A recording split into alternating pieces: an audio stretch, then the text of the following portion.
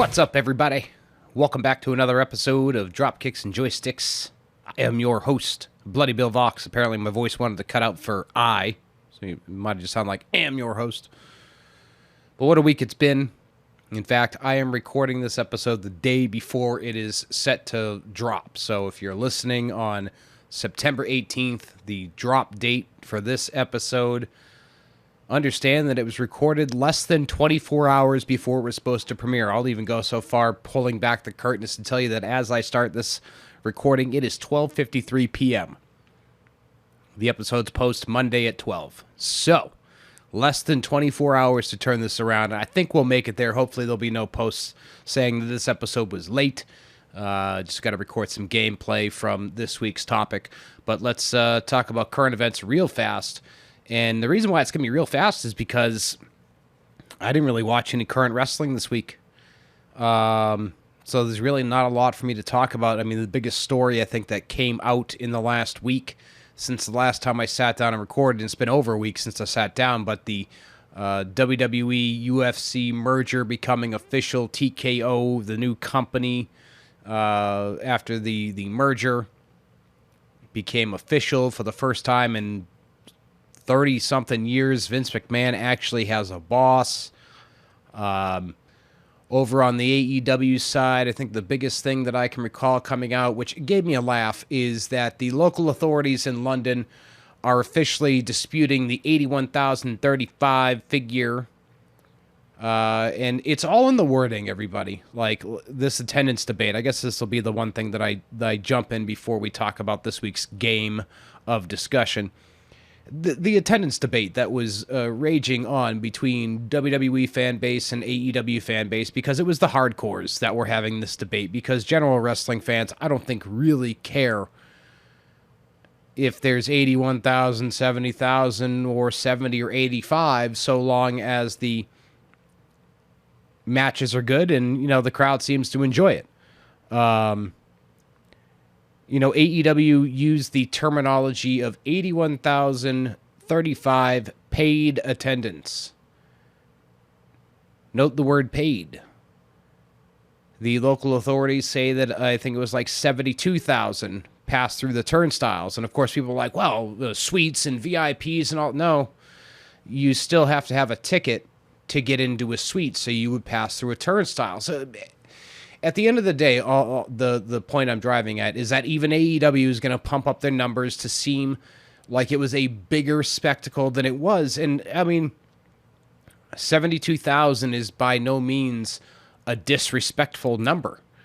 Same with WWE when they pump up their numbers. I think for WrestleMania 32, the turnstile number was like 80,000. And that's still pretty damn respectable when you consider 80,000 people turn out to watch wrestling. So I'm not into this whole debate of, who holds what record, where, when, and why, especially when in the shadows of it all, emerging with 100,000 plus crowds of attendance. I believe it was women's volleyball setting some records here. Women's sports in general are just coming in being like, oh, what's up? 100,000. Forget about it. Kind of deal. You know what I'm saying? So, AEW pumped up their number, and the biggest shame about that is Will Ospreay got a tattoo with the 81,035 written on his arm. So now he's got that tattoo, and he posted a video that got deleted very quickly, but of course the internet was quick to screen cap it, where it's like, bro, you can't make this up. I don't even like the idea of tattoos. My mother hated the idea of me getting a tattoo, and now I've got this tattoo stuck on me with the wrong number. I suppose maybe he could, get a cover-up banner or something. Maybe, you could always do, a ribbon banner to cover it up and say, I don't know, Ospreay Jericho. I don't know what you do to fix the fact that you've got a disputed attendance number on your arm, but that just goes to show you that these debates are just, they're crazy, because the companies themselves are playing with the numbers. They're doing what they can terminology wise, paid attendance, in the building, was supposed to be there, but their flight was canceled. Whatever. Who cares, man? Just enjoy the shows. As this episode drops coming up this week, the only thing that I know for sure that's coming up is AEW Grand Slam. They've started moving a little more tickets. I think they got about 7,000 moved. They had to do a buy one, get one for it because they just weren't drawing. I mean, it's crazy. The first time they went to Arthur Ashe, it was 20,000. I think last year was about half of that. And this year was starting to look like it was going to be half of last year. So it's crazy, though, how AEW can do 81 or 72,000, whatever you want to say. Let's call it 76.5 for the sake of argument. It's crazy that they can draw that sort of crowd and then come back to the United States and go back to doing these, 2,000, 3,000 houses and worse. I guess the Dynamite that took place on September 13th was the second lowest attended event in company history. That's just mind-blowing to me. I wonder what that disconnect is, because it can't just be all brand curiosity that drew that audience in London, because I don't even think their weekly TV audience is over 50,000 if I recall correctly, because they don't have a lot of coverage there. I think it's supposed to be getting better, but I may be wrong about that. I don't think they've got a lot of coverage. So it's mind-boggling. How do we do 76.5 internationally, but sometimes we have trouble breaking 5 domestically where we're based? And I know you could say, well, they're across the United States all the time. People get, brand tired, blah, blah, blah. But then you got the WWE that can still routinely draw giant houses. And I think it all draws down to the storytelling, the character presentations, and then, say whatever you will, whatever side you may be on, but the CM Punk, Elite, Hangman Adam Page, Jack Perry, all that drama definitely, I think, has hurt the brand. I think all of that stuff constantly spilling onto social media hurt that brand. And I think it's going to take a little while for them to recover from that. And I certainly hope they do. There's a lot of great talent in AEW. They put on a lot of great matches in AEW. This coming Wednesday is the last day that I will have live TV because Hulu threw out another price increase. And I'm tired of the prices continuing to go up. There's enough, freebie apps out there. And then, there's enough for me to consume without having live television. So, bummer, I won't be watching live Raws, NXT, any of that stuff anymore. But, a particular presentation coming up on Wednesday that I've been enjoying out of AEW is Samoa Joe. When they book Samoa Joe, the way that Samoa Joe has been booked, he's at his best. And even Jim Ross said it in his Grilling JR podcast in the beginning on, I think it was Paul Heyman. He said he thinks Samoa Joe is the best he's ever been. And I think so too. Joe's just in another gear right now. So I did joke at my house. I said if the Hulu Live cuts out before AEW on Wednesday, I might do a Sling trial just so I can watch Grand Slam and then cancel the trial before it's done. Because I'm good with paying all these increases on streaming services. Everybody's going up in price. It's funny, they a lot of these things are run by networks and studios and things of that sort, and they all keep increasing the prices, but they can't seem to settle the writer's strike and the actor's strike. Go figure on that one. But either way, I'll be relying on recaps, short videos, social medias, all that jazz. I will not be a weekly viewer for a little while, and this isn't really a wrestling or gaming thought, but I've been saying it for years, and I feel like it's starting to get to that point. Too many streaming services, too many monthly charges. It's actually making traditional cable look attractive again. You get to the point where you're spending, upwards of $200, $250 on all these different streaming services. You might as well just have cable or nothing at all. Just my opinion there. But anyway, that's enough of the current wrestling talk. because, like I said, I haven't really been watching it. I already can't remember if I mentioned it or not, but COVID-19 hit my household this week. That's part of why it's been so wild, and why I'm recording this episode less than 24 hours before it's supposed to premiere. It's been a wild week. It was one day after the other, with it coming into the house, 2 different cases. So it's been a week, man. It's been a week. So honestly, my TV consumption this week involved finishing up a binge of The Sopranos and starting a binge of the TV show Weeds. And I'm already up to season 5 on that one. So I'm like gonna have to find another new TV show or go back to my ECW watch through again. Because I was in 1998 on that one. So maybe we'll go back to some ECW. October, I'll definitely be doing some Halloween Havoc watchbacks. So yeah, that was my viewing this week. I really didn't watch much. I did catch The Rock on SmackDown the day after. I didn't even watch it live, and I had a feeling he was going to show up on SmackDown because they were all in Colorado, and he did, just as expected. But even that wasn't enough to get me to tune in this week. I just, like I said, tired and into my TV shows, my old TV shows, The Sopranos and Weeds and all that good stuff. But anyway, let's get into this week's topic. I think this is going to be the first show that is more negative than it is positive. And there's been elements of certain shows so far where I've critiqued, but I think this one is going to be pretty heavy on it. And as you can see on your screen now, the intro video for AEW Fight Forever. I don't know, man. This game just angers me in a certain way, and I felt like I needed to give it a podcast here immediately so I can get it out of my system. AEW Fight Forever right now, and there could be another game that surpasses this someday, but for me is the worst $72 I have ever spent on a video game.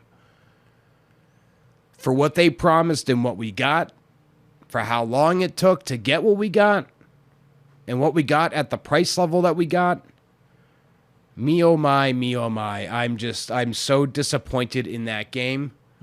In fact, the only reason that I even played this game at all for this podcast was that this podcast needed some gameplay footage, and I could have just yanked some previous clips, but I like to keep things fresh. You know, last week's episode was on WWE 2K23, so I did some Fantasy Warfare in there.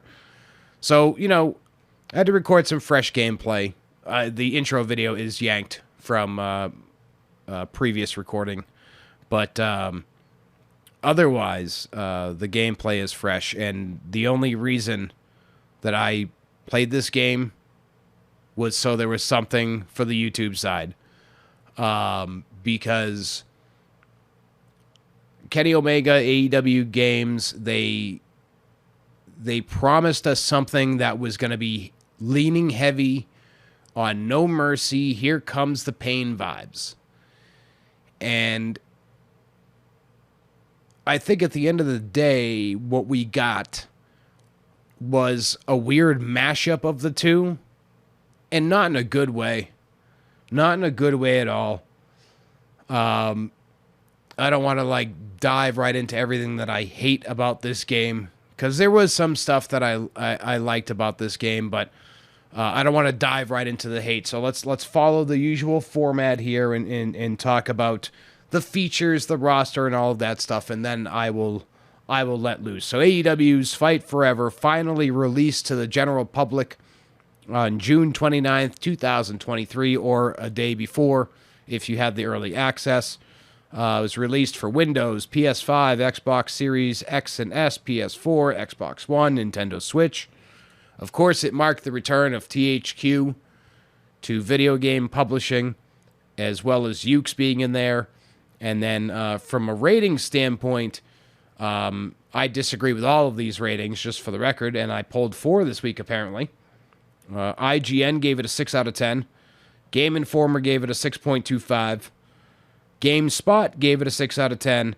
Game Critics gave it a 7.25 out of 10. Personally, I wouldn't rate this game any better than a 5 at this point. There's so many things that I just don't like about it, but we'll try to keep things in the order that we run.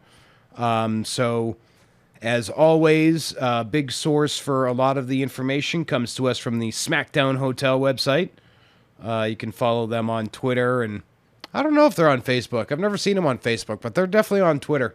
It's at the SD Hotel on Twitter, X, whatever the hell you want to call it.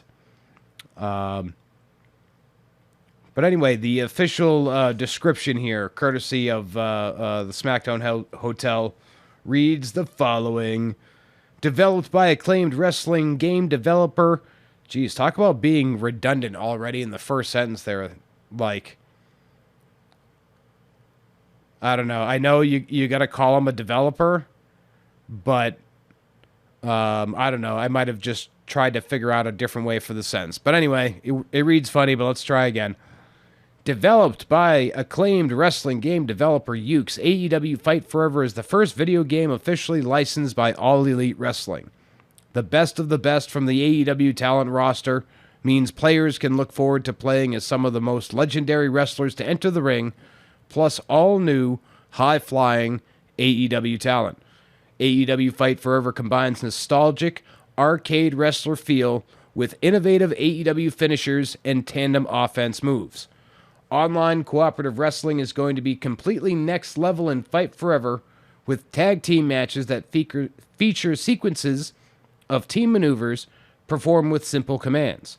A deep career mode, wrestler customization, signature AEW arenas, multiple match types, and more match types than you can count. They were pretty easy to count.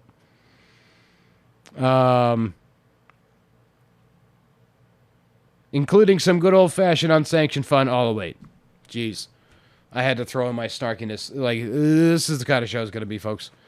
It's just the show it's going to be. So let's see. We got some the key features. Let's go through some of the key features here. We already talked about combining the nostalgic wrestling feel with the innovative moves. The roster. All right, so match types. Apparently there were more than we could count, but this looked pretty easy to count. Single, tag team, three-way, four-way, ladder, casino battle royale, falls count anywhere, unsanctioned lights out, exploding barbed wire deathmatch. I don't know. I didn't really count there, but I didn't flip too many fingers on that one. We got like 8, 9 there. So, you know, we were able to count those pretty easily, unfortunately for them. Unfortunately for them and their claim that it was a more match types than we could count. Oh boy. Road to Elite Career Mode. A deep career mode that highlights the fun and personality of an all-elite wrestler's life on the road. Players can create and develop their own wrestler who joins the AEW roster and appears in matches and stories over an event schedule. Points are earned by winning matches and fulfilling certain objectives which can be used to enhance their wrestler's stats. Debatable. Wide range of customization options for wrestler attires, appearances, movesets, entrances, teams, and arenas. More than 40 weapons, mini-games, daily and weekly challenges. Those are the features. Then let's talk about where we're supposed to be leaning on No Mercy and Here Comes the Pain, and even Virtual Pro Wrestling. So the art style. It says the current visual style of the game is said to be inspired by WWF No Mercy and Virtual Pro Wrestling with a more arcade look and feel than the WWE games series. Okay. I'll give them that they went for the kind of No Mercy and Virtual Pro Wrestling look with a lot of the characters, and in some cases, it looks like these things were modeled in 1998.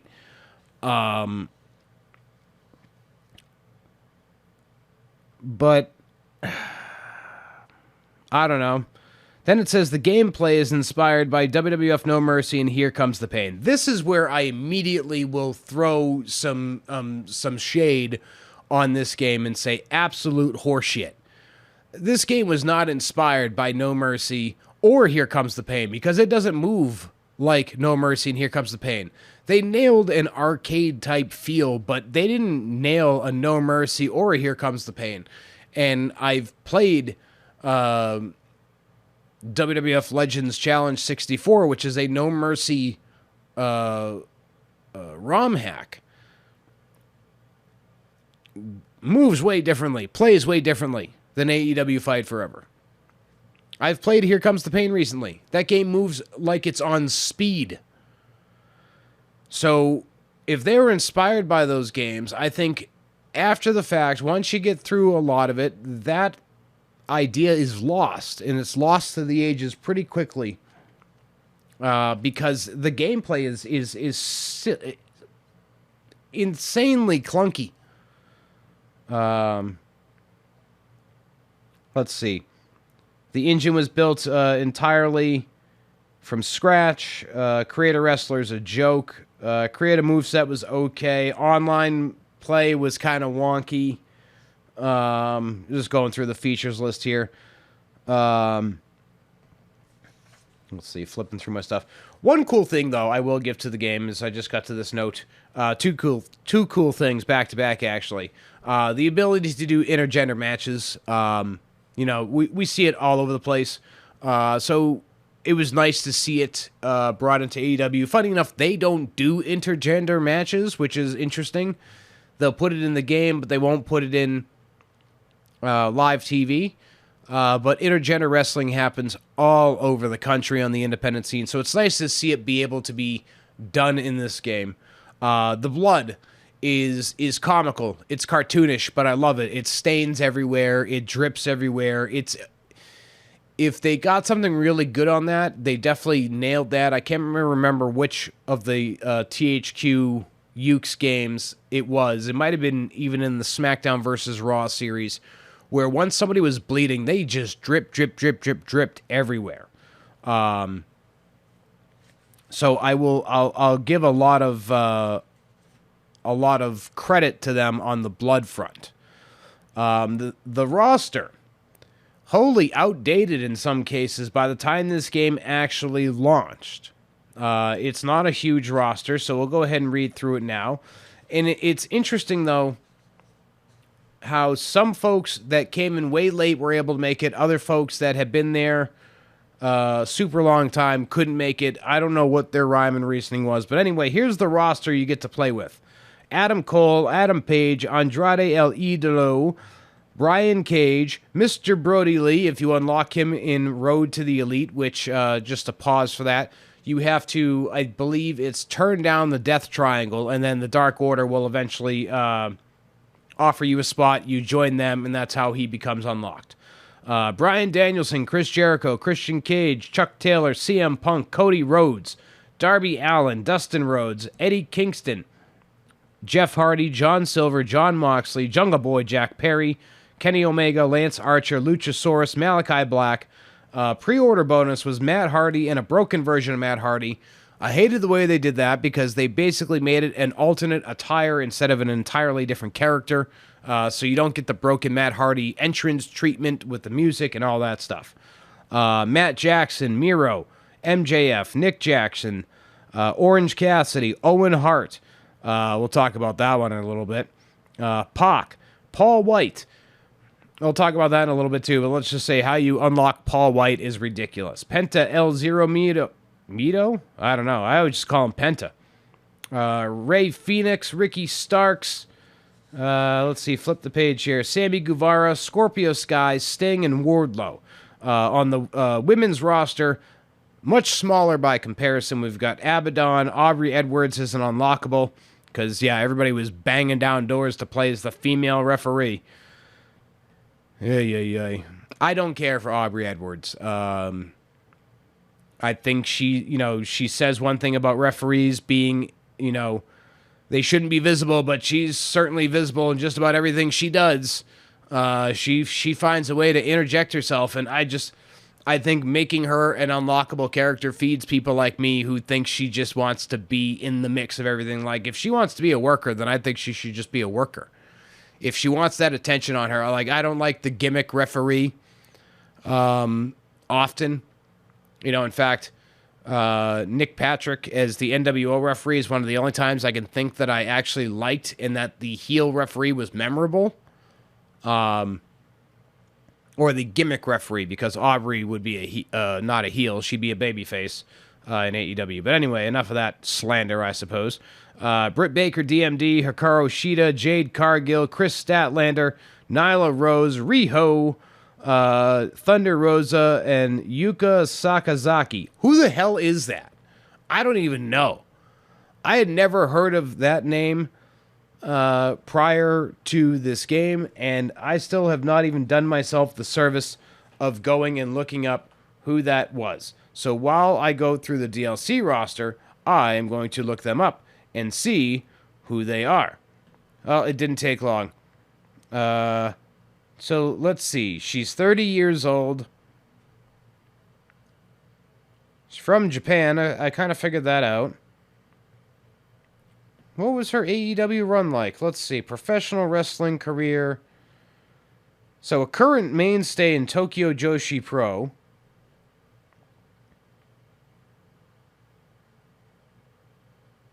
Apparently she's still with AEW, and more specifically Ring of Honor. It almost looks like the last time she appeared was on March 30th. Oh, no, I'm sorry. March 31st at Supercard of Honor, she challenged Athena for the Ring of Honor Women's Championship. Good Lord. Guess I don't pay attention at all. The DLC roster for the game, super duper weak, in my opinion. Not the character listing, but how little it is. So day one DLC was Cash Wheeler and Dax Harwood. Keith Lee and the Bunny just launched recently.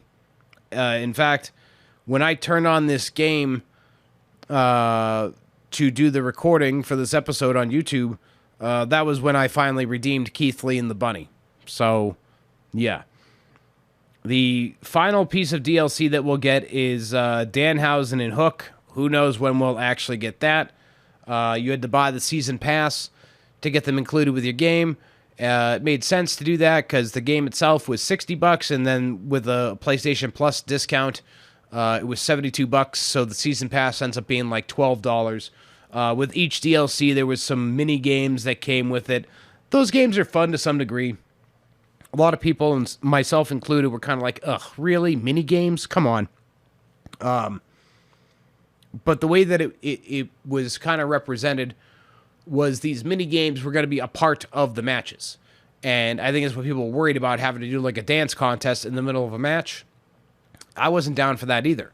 Them being their own standalone mode is okay with me, personally. So it's not like they were in the way. You didn't have to play them for anything at all. You could just let them sit, play them, whatever you want to do with them. So it didn't take me a whole hell of a lot of time to get through the features of this one, because that's how limited this game was. Road to the Elite was supposed to be this deep, expansive career mode, and it's not. It goes in one of a few different directions, and the single worst thing about it is if you get to the end and you lose, it's done. There's no continue. Are you kidding me? And I get that we're going for the old school feel, but a lot of the old school games, they might make you restart from a chapter checkpoint, but you didn't lose your whole damn thing. And there were cases where you did, but as I play back through a lot of these old wrestling games, a lot of them offered you a 10 count countdown continue option. So I don't know why AEW decided that we needed to have a story mode that gets insanely hard, no matter what your difficulty is, because I played through it on easy, because I like to, my first time through anything in a game, I like to play it on easy so I can enjoy it, experience everything, blah, blah, blah. This game gets exponentially hard when you get to the last match. Like the only time I did Road to the Elite I made myself in the game. I got to the very end. I had a handicap match with the Young Bucks. They beat me. Story mode's done. Are you kidding me? 3+ hours of sitting there playing pictures, choices, training, this, that, and the other crap, to lose in under 3 minutes because there's no beating the Young Bucks for me on that try. And the reversal system is garbage. At least in WWE's games, there's a little indicator to help you out on the timing. I had so many friends that bought this game that was like, hey, did you figure out the reversals? Hey, did you figure out the reversals? We're all like, nah. I told them that my system for it ultimately was basically sitting there and just tapping whatever the buttons were, and hoping for the best. And grapples was the only one I was having any luck with. Striking reversals was just duh. And I hate the 2 different button reversal system. And again, I know we're going for the old school feel, but you know what? I wish they hadn't have, because the 2 button reversal scheme was stupid. I liked that you could change the controls around, which you can do in a lot of games, but it helped in this one because their placement of the running button was stupid, and the running in the game is stupid. All right, I guess this is where we're getting to the part where we crap on everything. So unlocking Paul White, unlocking Brody Lee is the most sensical one out of all of them, because you just turn down one faction and then you get Brody Lee as a result of joining the Dark Order. To get Paul White, if you'd like to play as him, you have to go into Road to Elite and lose every single match you have. Every single match you have to lose. And then it turns out that Paul White is playing a rib on you, and you get into this final match with him. But again, he becomes so ridiculously hard that I saw the most frequently noted tip was to try and beat him by countout, because he was impossible to beat. Now, I'm all for a boss fight being tougher, but I'm not for it being impossible. And I know some folks were able to get those victories and all that, so there is a level of skill involved. But for the amount of people that said that it was just impossible, you got to try and cheat to win, basically, that's not fun. So Road to Elite was a big-time letdown, in my opinion, because of how it's forced to end. And if you lose, you're done. And I kept seeing people say, oh, well, when it looks like you're about to lose, pause and leave the match and just try again, starting. So you got to try to figure out when you're about to lose, start, quit, start, quit, start, quit. Like, come on. It shouldn't have to be like that. It should at least allow a continue. Even if you had to go back to the beginning of the month. Because I think it's like Double or Nothing you end up at. So even if you had to go back to the beginning of May and replay all those matches or whatever the month is in the mode, that's better than losing the hours that you put in. The unlocking of Owen Hart is another one that aggravated the living hell out of me. I streamed a lot of these matches on YouTube right here, youtube.com/@BloodyBillVox if you're watching here. If you're over on Spotify, you should go over to YouTube because, there's a gameplay.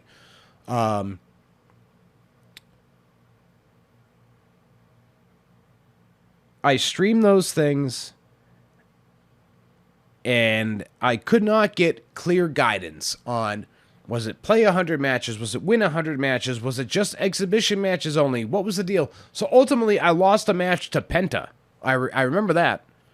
I lost a match to Penta, and Owen Hart was suddenly unlocked. How anticlimactic. I played 2 matches with Owen Hart, and prior to recording the gameplay for this, I played 2 rounds of Stadium Stampede, which we'll talk about in a moment, and that's it. I played 2 matches with Owen, 2 of the Stadium Stampede, and that's it. To unlock Owen Hart on a loss was ridiculous. I just could not believe it. I unlocked him on a loss. It blew my mind. Stadium Stampede online is okay, but I think I'm so sour on the game that I couldn't even bring myself to play it for more than a couple of rounds. Like, I thought that was going to be what brought me back into playing the game a little bit, but it wasn't. Like, because even there, hit detection was off, and there was some weird lagging, and it just... The worst was the hit detection. Like, there'd be guys coming up to me, and it would work in my favor, and it would work against me. Like, but there'd be dudes that would bash me with a chair 4 times before it registered with 1. So there's a lot that was off about it, and maybe they've updated something since to the mode that made it a little bit better. But the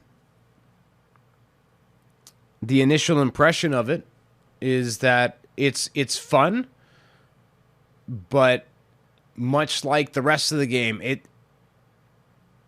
it's not what it could have been.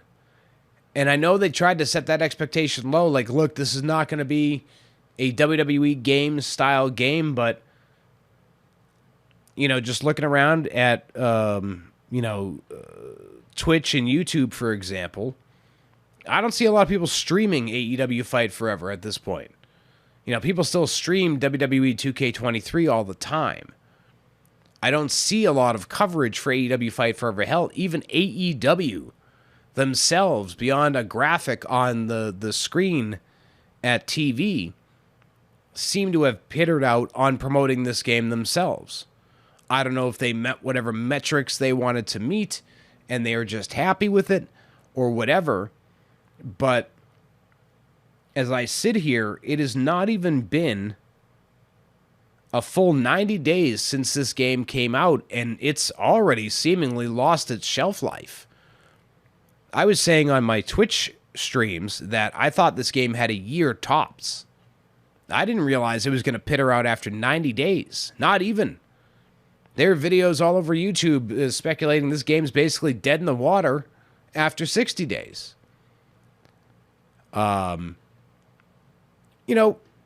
It was their first entry into the video game market, so, we can cut them some slack for that. But ultimately, for what they promised, what it was supposed to be inspired by, AEW Fight Forever just did not deliver. Like, it talked about at the top, IGA gave it a 6 out of 10, Game Informer gave it a 6.25, GameSpot 6 out of 10, Game Critics a 7.25 out of 10. I give it a 5 out of 10. Not a horrible first effort, but not a great first effort either. Especially considering they worked on this game for 4 years. They announced it was in development in 2000. Excuse me. They announced it was in. Let's see. Where was I? That's the note there. From the time Kenny Omega mentioned it to the actual release was about 4 years. I gave him credit for 2 because it was officially announced in late 2020. So I called it more like 2.5. But the overall start to finish was 4 years. 4 years to get this game out. And for a game that took 4 years to finalize, finish, get together, and get put out, big time letdown, in my opinion. Here's what I wrote for my final review. Let's jump into the final review. Like I said, this was going to be a quicker episode. We're getting ready to clock in at about 40 minutes. So that's not too bad. I always said my goal was to keep these between 40 and 45 minutes. But here is what I wrote for my final review of AEW Fight Forever. This game is easily the worst $72 I've ever spent on a game that I do not have a physical copy of. I'll share about that in a minute too. I know AEW told us in advance that people should not expect a game that they could compare to the WWE 2K series, but invoking the names of No Mercy and Here Comes the Pain was a huge mistake, just like it was a huge mistake for Retromania Wrestling to ever be allowed as the sequel to WrestleFest. Apparently, I was still feeling salty about Retromania Wrestling when I wrote this down in my notes about a week ago. My recommendation is that you never pay full price for this game. I had good faith in AEW, and I bought this game pre-order style digitally because Amazon decided that they weren't going to ship me the game until like 8 days after release for some reason, even though I pre-ordered that stuff in 2011. Somehow my 10-month-old pre-order was going to be delayed behind people that had probably ordered in the last week. It was absolutely insane. But never pay full price for this game. It's a $25 game with the season pass at best. 15 to 20 if you don't care about that DLC roster. Like, I'm not even kidding. Spending even $50 on this game is a mistake. Spending $40 on this game is a mistake. This game should have been $30. $30 at its base, and the season pass should have been more than $15. This should have been a $45 at new release with season pass at best. This game was not polished. This game was seemingly not swept for every bug it could be swept for, considering they had 4 years to work on this game. Like I said, it's the worst $72 I ever spent on a game. You know, I've been let down by some games in the past, but every time I look at AEW Fight Forever on my PlayStation 5, I get a little disappointed, a little upset. And I know that's silly, but I had such high hopes for them, especially with what a video game fan Kenny Omega is and Yuke's coming back into the fold. I really thought that this game was going to be a lot better than it was, and I wasn't expecting a WWE 2K style game. But I was expecting a 2023 arcade style game. I mean, Kenny Omega plays enough Street Fighter, Mortal Kombat, that sort of stuff, that I was expecting that level of like speed and movement, not graphics, but that level of speed, movement, crispness. You got Ukes involved. Those guys used to make those games like the wrestlers were on speed. Like, Here Comes the Pain, Shut Your Mouth. Those games were like wrestling on speed, and I loved it. But yeah, charging $60 for this game new, and then the season pass. Whew, what a mistake, man. And I say it all the time, and I'll keep saying it, that, you know, we as the gamers should really stop pre-ordering these things, stop giving these guys our money in advance, make them earn it. And when they don't earn it, don't pay full price. Like, I wish the WWE games community would band together and say, we're not buying 2K24 full price. Nobody is buying it full price. We'll buy it because we're wrestling game enthusiasts, but yeah, see it when it's 30. That's what I did with 2K20. I didn't buy that game until it was $30 for the deluxe edition. Because it's funny, everybody holds 2K19 in a pedestal area. Maybe I was just sick of the similar gameplay year over year over year. But by 2K19, that was the one that made me say, you know what? I'm not pre-ordering 2K20. I'm done. I'm done pre-ordering these games, because to me, the WWE game series is a lot of rinse and repeat. And so by 2K19, which was a good game looking back, but by then I think I was spent out on it. 2K15, 16, 17, and 18 all felt the same on a variety of levels. But anyway, I digress, because this is about AEW Fight Forever, and I'm in the middle of doing my final review here, and I keep bouncing off to the side.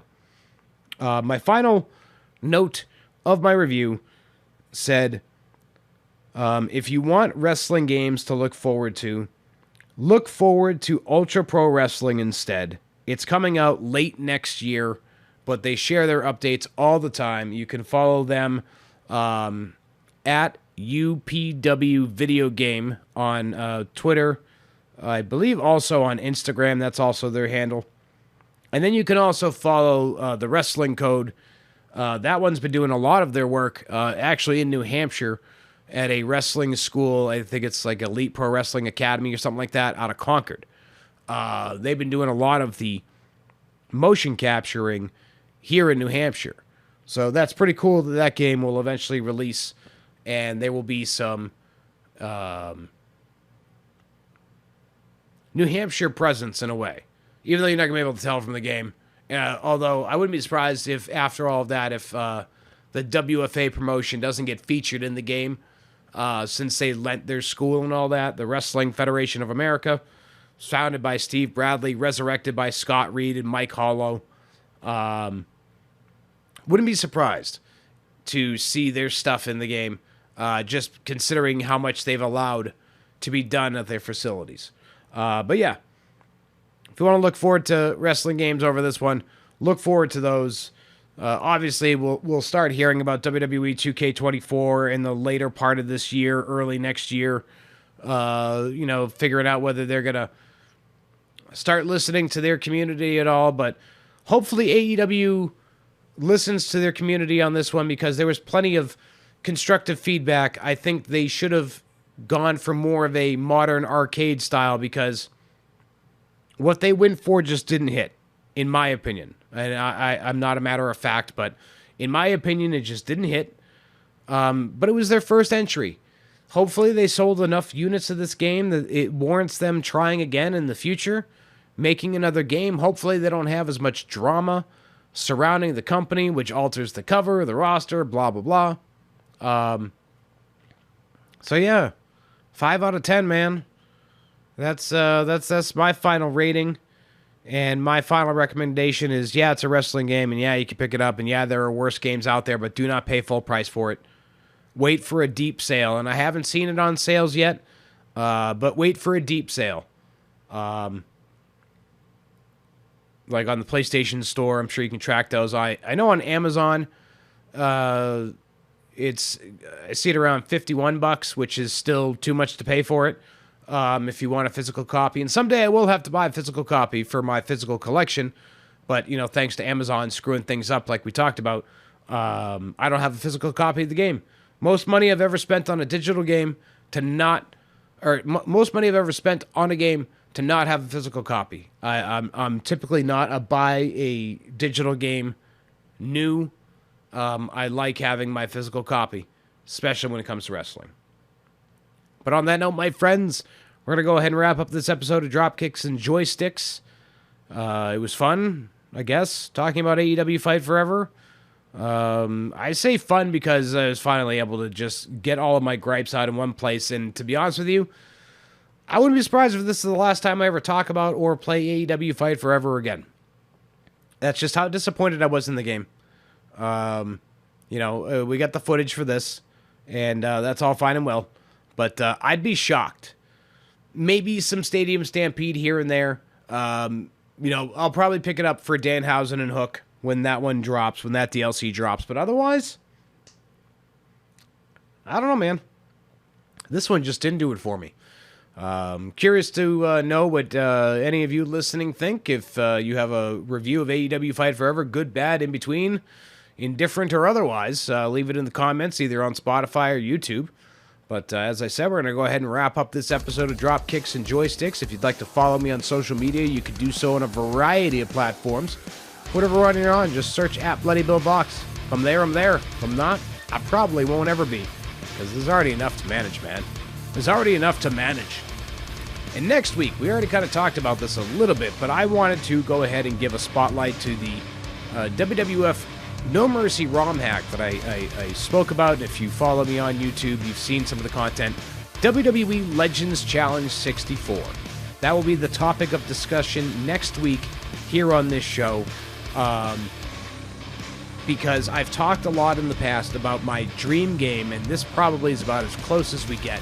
But we'll spend a lot of time on it next week talking about it. I think it deserves a spotlight because of the level of care and dedication and detail that is put into this. And if you don't want to wait for the discussion, you can follow these guys over on Twitter at WWF Legends 64.